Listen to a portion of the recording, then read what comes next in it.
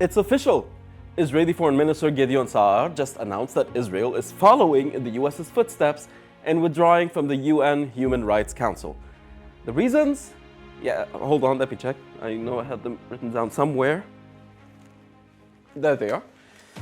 So, institutional bias, advancing anti-Semitic rhetoric, and emboldening terrorism. Is he for real?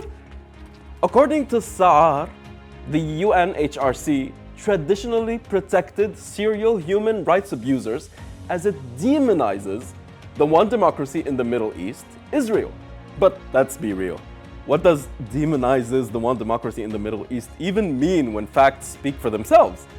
The occupation, the bombardment, the apartheid laws, the mass displacement, the mass destruction, the tens of thousands of people killed and injured, and the genocide case. These aren't opinions, these are documented realities.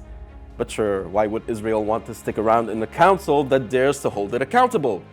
Why deal with pesky little things like investigations and war crimes reports when you can just turn your back and leave? And let's not forget this gem. Well, Sa'ar, let's flip the question. What would any sane person do if their land was stolen and their people were blockaded, starved, bombed, and ethnically cleansed since 1948? What would any sane person do if tens of thousands of their people were held in prisons, tortured, beaten, and left disfigured? What would any sane person do if their mothers and sisters gave birth in the most dire sanitary conditions and others underwent surgeries without anesthesia because medical aid is blocked? Would you sit back and watch? Note, honest answers only. Francesca Albanese, the United Nations Special Rapporteur, said Israel's withdrawal shows the hubris and the lack of realization of what they, Israel, have done. They insist in self-righteousness that they have nothing to be held accountable for, and they're proving it to the entire international community. Now, let's talk about that whole terrorism claim.